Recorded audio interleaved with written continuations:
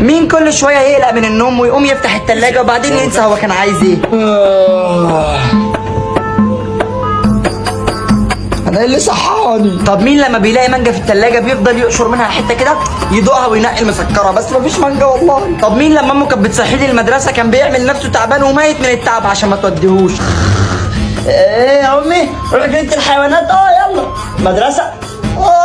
بطني. طب مين الهطل اللي كان بيجيب دات عشان يشرب الهيليوم ويقلد صوت حزلقوم؟ تشوتش اصلا استني ايه يا هطل. طب مين لما بيقع قدامه ازازه برفان مش بتاعته بيتعامل معاها على اساس انها طفايه حريق؟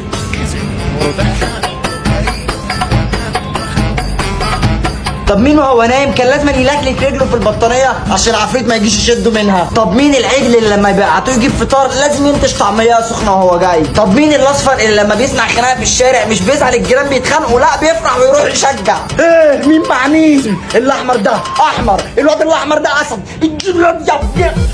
طب مين لما بيجيب عجله بلا سبب وبلا هدف بيقلبها ويقعد يعمل كده في البدال؟ ده غير اللي لما الكرسي بتاع العجله بيبوظ مش بيشتري كرسي جديد لا بيحط سفنجه ويلفها بلزق. يا راجل ده انت تقعد على الحديده احسن ما تقعد على السفنجه. طب مين الشبح اللي كان لما يجي يشد عجلته بيروح جايب لها بكره لزق من اللي بتلمع دي؟ ده غير الفشيخ اللي كان بيجيب 3 الوان سولوتيب احمر وابيض واسود ويعمل علم مصر في العجله. اما بالنسبه للجاموسه اللي كان بيركب ازازه في الكاوتش عشان تعمل صوت ده مش هتكلم عنه. بس مش هننسى صاحب الفكره اللي كان بيوفر الفرامل ويكحب برجله في الكاوتش. طب مين لما بيقع قصاده كاب ما بيسكتش لا لازم يخزق في الحاجات دي يفكها ويركبها يفكها ويركبها. طب مين لما بيطلع مصيف اكتر كلمه بيسمعها سيب نفسك والميه هترفعك لغايه ما تموت اصلا؟ مش هقول لو لقيت نفسك في الفيديو اعمل لايك عشان انت كده كده لقيت نفسك، اعمل لايك بقى عشان اخوك شقيان وحران والجو ابن ميتين.